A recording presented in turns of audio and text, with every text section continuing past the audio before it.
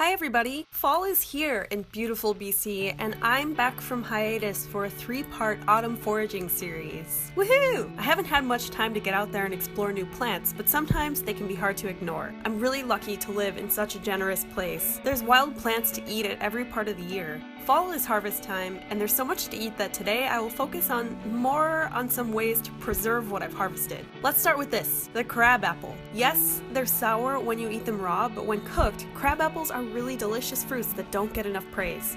They're plentiful around here, and they can be used in almost every way you'd use cooked apple. Crabapples are great natural digestives. They're packed with antioxidants, and they're a really good source of vitamin C. Since I've exhausted my house with endless batches of applesauce, I've decided to try my hand at vinegar making. Good? It's really good.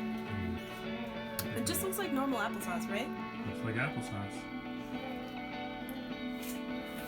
You can make vinegar with almost any fruit, and you don't need to use the whole part. For apples, just cores will do the trick. If you eat a lot of apples or you bake pies, you can always save the cores in the fridge for a week. You can even combine fruits like apples and pears. I haven't heard of anybody making banana vinegars, but don't rule that out either. This really couldn't be easier since you don't need to peel or core the apples at all. I washed about 5 pounds of the crabapples and then I quartered them, and I put the whole lot into a sanitized container. Doesn't have to be anything fancy. Cover them with warm, not hot water, and then add about 2 cups of sugar. Recipes vary on how much sugar to add, but the more you add, the less likely mold is to form.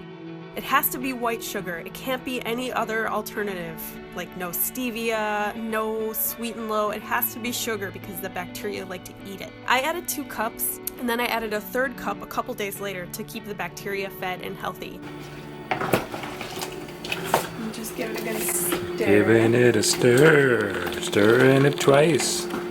Gonna find out if it's a good cider. Then we cover the whole batch with a paper towel and then a clean towel on top of that. The batch needs to breathe, but we don't want to let pollutants like dust or bugs into it. Put this whole thing into a dark corner of your kitchen and let it do its thing for about 3 weeks. Check in after about 5 days to make sure everything is good. After a few days, the batch will start to bubble. Bubbles are good. It means the bacteria is alive and the mix is fermenting. But be sure there is no mold growing. There's a difference between mold and scum. Mold will probably be black or blue. White or brown scum is normal and okay. If there's mold though, throw the whole thing away. After about 3 weeks, you're gonna have your preliminary apple cider vinegar. The apples will look pretty gross, and there should be a healthy layer of scum around the top of the container. Strain the whole thing and compost the apples. They've given their goodness to the batch. While the vinegar is definitely usable right now, it's probably still got a lot of sugar in it. So I'm going to rack the batch in a bottle for at least a month.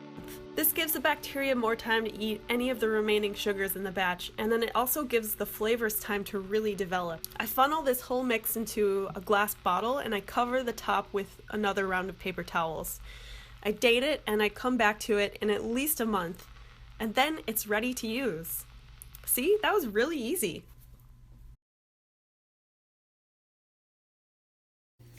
I have jumped into the future by 2 months.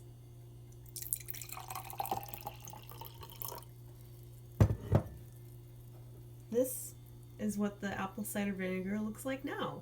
The one on the right is store-bought apple cider vinegar, and now I will taste test them. Okay, this first one that I'm trying is the store-bought version. Let's try it.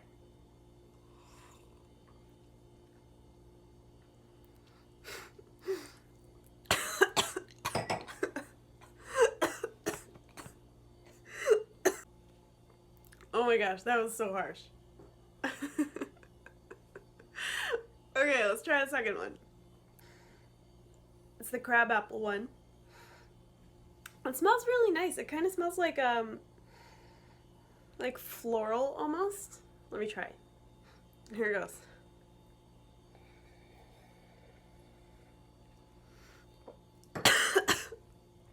Okay, it's equally as harsh. The flavor is so delicious though. Hands down, that's the better one. Is it weird to drink this like whole thing of vinegar? I think that's pretty gross. It tastes good though. It's very potent.